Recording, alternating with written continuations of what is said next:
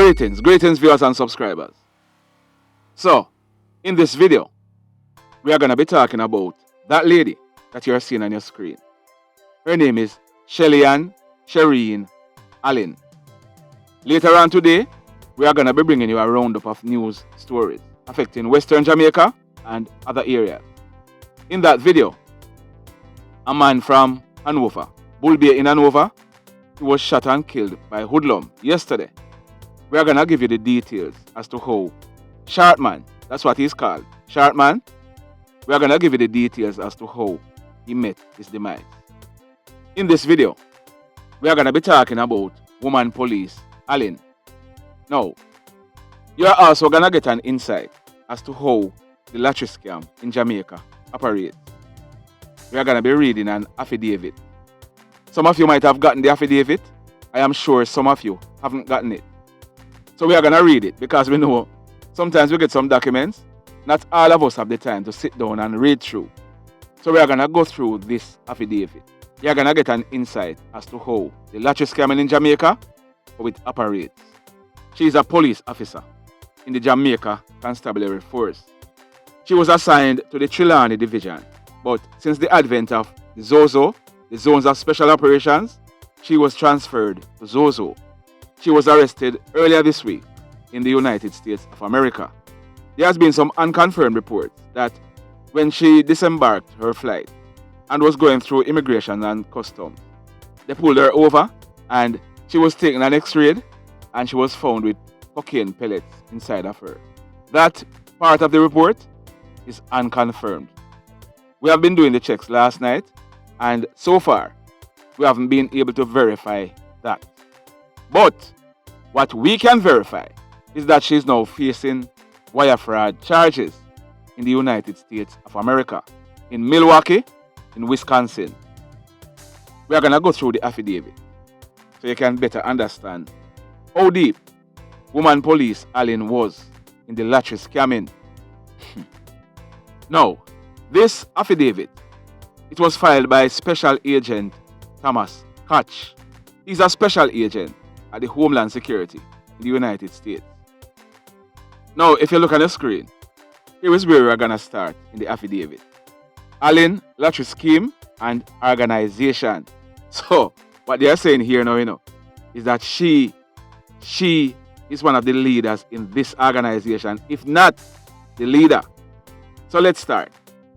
In August 2020, the Brown County Sheriff's Office was contacted by Adult Protective Services on behalf of an elderly victim, herein referred to as victim number 1. That elderly victim resides in Brown County, Wisconsin. Victim number 1, that is the person who is about to be scammed, or the person who was scammed. The person is referred to as victim number 1. So victim number 1 told law enforcement, in substance, that victim number 1 had been contacted by unknown individuals in the summer of 2019 who claimed to be representatives of the Publishers Clearinghouse. Victim number 1 stated that there was music in the background so as to make the call appear more realistic, and the caller told victim number 1 that he or she had won a house, a Mercedes-Benz, and 18 million United States dollars. The victim was told by the scammers to keep the fact that he or she had won this lottery a secret and not to tell his or her bank about the winnings.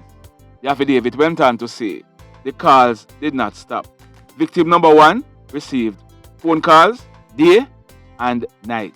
Others also claiming to be lottery representatives. For the lottery, they claim she won, so it's a lady. Now, we are understanding that the victim is a lady. So let me start over. Others also claiming to be lottery representatives. For the lottery, they claim she won, continued to call her, usually by phone, and directed her to send money in cash, postal orders, and personal and cashier's check to different individuals in both the United States and Jamaica. Are you following me so far? Often, she was provided information by the conspirators, including a specific banking information, such as account numbers. She was then instructed to withdraw money, convert the money into money orders, and then deposit the money orders directly into those accounts identified by the callers or the co-conspirators. She was directed to send money using postal orders to others whom she did not know. In addition, she was told to send bulk cash to other conspirators in order to receive her winnings. She believed that she had won the Publishers Clearinghouse lottery, and this is why she kept following the directions given by the co-conspirators. However, she ultimately had to sell her house and lost around 150,000 United States dollars as a result of the fraud scheme. Of course, she never received any winnings, and this was a fraudulent scheme. In November 2020, the United States, including the U.S. Department of Homeland Security and U.S. Postal Inspection Service, received information from the Brown County Sheriff's Office in Green Bay, Wisconsin, and began investigating the international criminal organization identified herein as the Allen Lottery Scheme Organization. So this policewoman, she have a lottery scheme named after her. This organization targets vulnerable and or elderly individuals in the Eastern District of Wisconsin and elsewhere in the United States. Members of the Allen Lottery Scheme Organization contact individuals whom they believe are vulnerable and are elderly and falsely state that the victims have won a lottery, the Publishers Clearinghouse lottery, as a part of the Allen Lottery Scheme Organization. The co-conspirators then convince the victims to send money or other property to individuals throughout the United States and Jamaica under the guise that these payments are needed in order to receive their lottery winnings. Law enforcement have determined that one of the leaders of the organization is Shelian Allen, a Jamaican national and a member of the Jamaica Constabulary Force, a police officer. So, this section is titled Fraud Proceeds Sent to Allen and Other Co-Conspirators. Here goes. Once victim 1 was identified, law enforcement began to trace money payments for victim 1 to those directed by callers. By doing this review, several co-conspirators were identified, as were numerous bank accounts used to send the fraud proceeds. For example, on February 12, 2020, the lady who was being scammed, she purchased a cashier's check at Fox Communities Credit Union, payable to Shelian Allen, the policewoman, in the amount of 6,000 United States dollars. She was directed by co-conspirators on the telephone to deposit this check into PNC bank account. They also give the account number in order to secure her lottery winning. On February 14th, Valentine's Day 2020, she deposited the money into Allen's bank account as was directed. Similarly, on April 21, 2020, she wrote a personal check via her same credit union, the Fox Communities Credit Union, made payable to the same policewoman, Shelian Allen, in the amount of 4,000 US dollars, and was given instructions from the scammers via a phone call to deposit this check into the same woman police bank account. By now, you must realize that this woman police, Shelian Allen, she had a US bank account. So this lady was being directed to lodge the money into her account. Again, on July 9, it started from the first money that was lodged, was in February. So February, March, April, May, June, July. 5 months later, we are now in July. So in July 2020, during a phone call from the scammers, the same lady who was being scammed, she was given instructions from the scammers to send 30,000 US dollars in a crock pot. This was to be sent to an out-of-state address.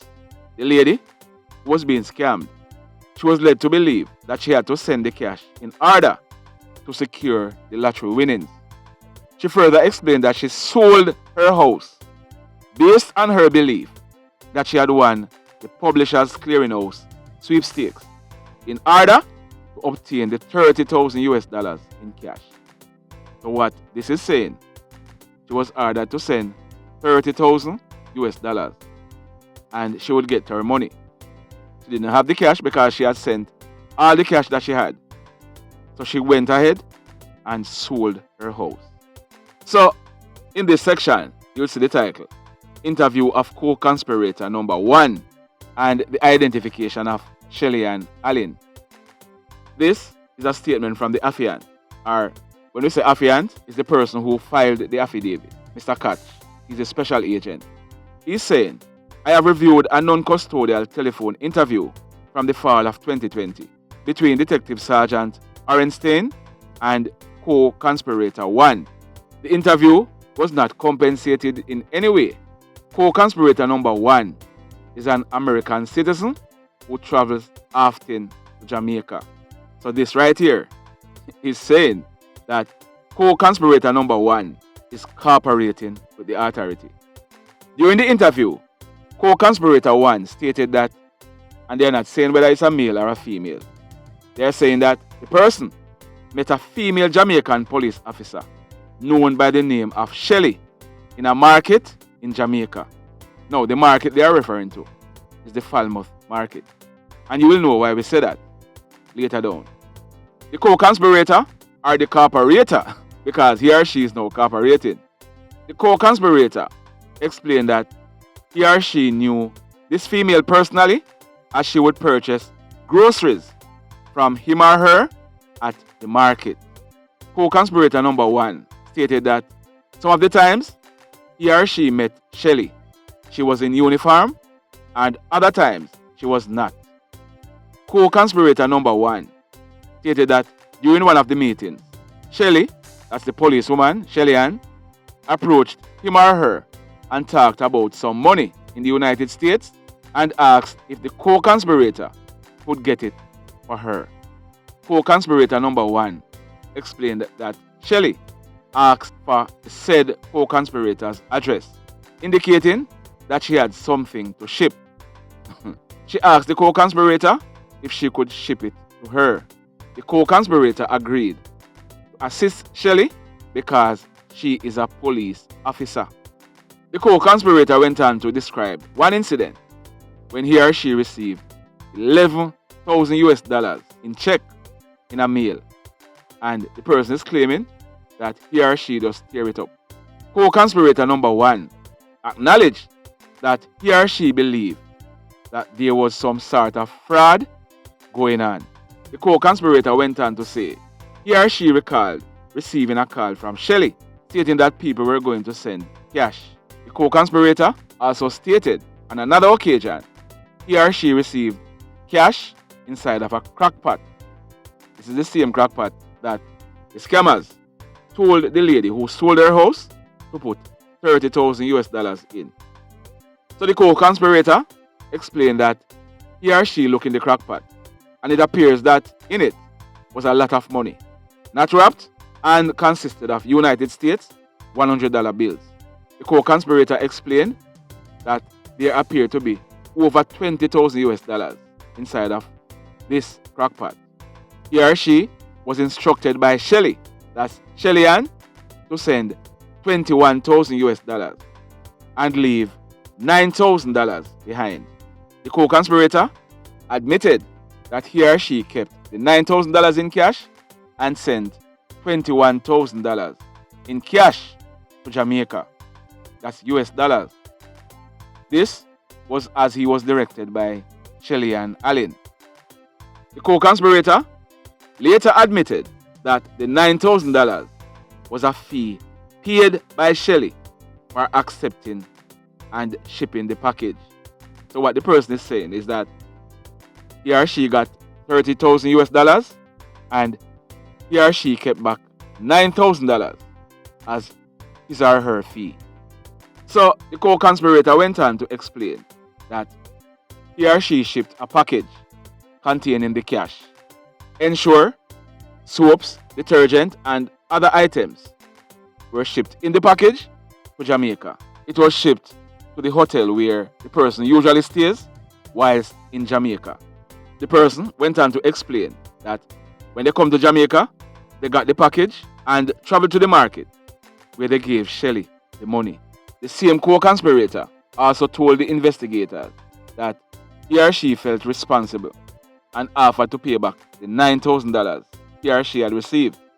During that interview, the co-conspirator told the officers that she had met a female police officer known as Shelly in the Falmouth market. So you see why earlier I told you that it was definitely the Falmouth market. The co-conspirator told law enforcement officers that he or she met Shelly, that's Shelian Allen, in the Falmouth market. The co-conspirator explained that he or she first met Shelly about 6 years prior to the interview. The officers, they showed the co-conspirator a photograph of Shelian, and he or she confirmed that yes, that was Shelian Allen, popularly known as Shelly. The person also gave the investigators Shelian's cellular number. So, in this section, they looked at Shelian Allen's international travel. We are getting into the crux of the matter now. Listen to this. The Affian, that is Special Agent Catch, he went on to say, I conducted a search of DHS databases regarding Allen's international travel. Now, DHS is the Department of Homeland Security. DHS databases indicated that Shelian has entered the United States from Jamaica 9 times from January 2019 to September 2021. 9 times. One of those visits included the following travel. On February 13, 2020, Shelian entered the United States via Southwest from Montego Bay, Fort Lauderdale in Florida. On February 22, 2020, Shelian departed the United States via the same Southwest from Fort Lauderdale, Florida to Montego Bay. So on that occasion, she would have spent what? 9 days? Records indicate that the next time Shelian visited the United States was on November 28, 2020. On September 1, 2021, I received information from a Homeland Security Special Agent at Fort Lauderdale International Airport in Fort Lauderdale regarding Shelian applying for entry into the United States. Following her arrival on a flight from Jamaica, Shelian was referred to secondary inspection, where Customs and Border Patrol officers and Homeland Security Special Agent interviewed her, as well as conducted a border search of her luggage and cellular phones. Listen to this now. During the interview, Shelian stated that she was a member of the Jamaica Constabulary Force for the past 18 years. Shelian described her daily work routine as general police duty, which includes patrolling, court duty, and office duty. During the inspection, Shelian voluntarily provided the officers her cell phone to be examined. She further stated that her cell phone was not locked. The cell phone she provided to the officers was an Android. While manually searching the cell phone, a special agent viewed the phone setting, which indicated the following details. We won't go into the details. During the inspection, Shelian's luggage was searched, and the officers, they discovered a second cell phone. This cell phone was located in the side pocket of her purse. This cell phone was an iPhone. She voluntarily provided the passcode to the iPhone. The officers also observed that her behavior changed once the iPhone was discovered, including noting that her hands seemed jittery. So, Shelian started trembling because the officers, they were now going through her iPhone. The officers also noted that the cell phone number was the same one that was provided by the co-conspirator number 1. Yeah, man, the same person who is cooperating with the authorities. So, like we told you, she had opened an account in the United States. So they are now going to analyze her bank account. Here goes. The investigation has identified multiple accounts of Shelian Allen in the United States, which have received fraudulent funds directly derived from the scheme.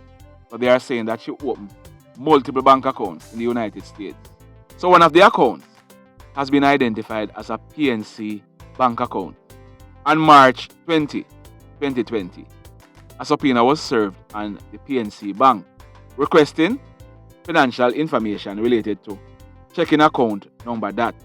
Requested information received from PNC Bank indicates that from October 15, 2019 to August 21, 2020, checking account number, you can see it on your screen, had a sole owner of Shelian Allen with a listed address of 139 Stonebrook Vista, Falmouth, Jamaica.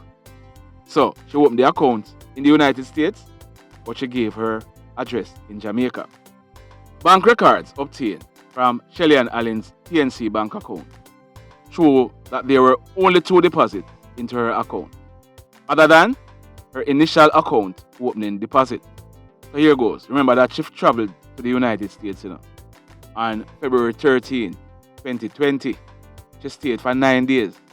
So this is saying that on February 14, 2020, that would be 1 day after she entered the United States, there was a deposit in the amount of $6,000 from the same victim, the same person who they were scamming. And on April 22, 2020, there was a deposit from the same lady in the amount of $4,000. So a total of $10,000 was deposited in this account. These deposits are consistent with Shelian Allen being one of the primary beneficiaries of the scheme, as the money from victim number 1 went directly to Shelian Allen's account. So Shelian is now in the United States. So here's what her bank records are indicating. Bank records were obtained for Shelian's PNC bank account from February 18, 2020 to February 24, 2020, when international travel confirms that Shelian Allen was in the United States. Those records indicated that there were 6 ATM withdrawals from various ATMs located in Florida for a withdrawal amount of $1,700 during that time period. Records also indicated that there were 3 debit card purchases at La Quinta Inn for a total amount of $831.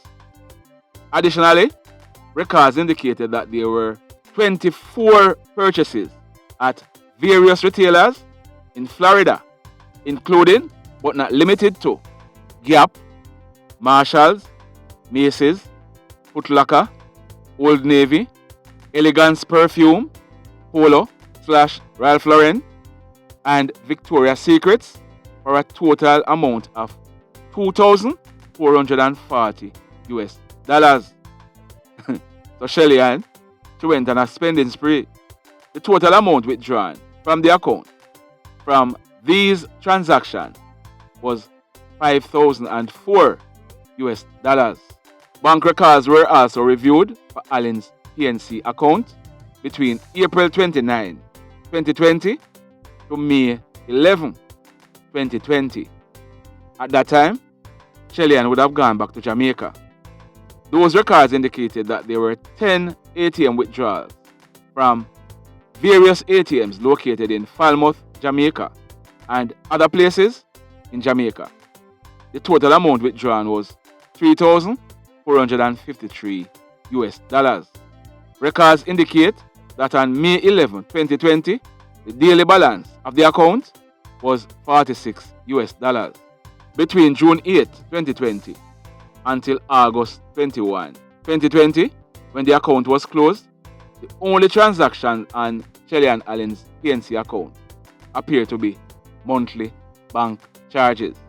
Analysis of the records provided by PNC Bank did not appear to show any normal employment-based deposit into the account, nor was there any money being deposited into the account on any regular, weekly, or bi-monthly intervals from other sources.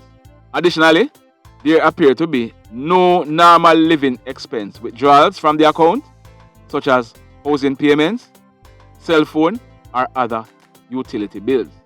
Your affiant, that is the person who filed the affidavit, knows from his training and experience that above described conduct is consistent with an individual who opens an account to quickly receive fraudulently obtained money and then removes the funds prior to any fraud being detected.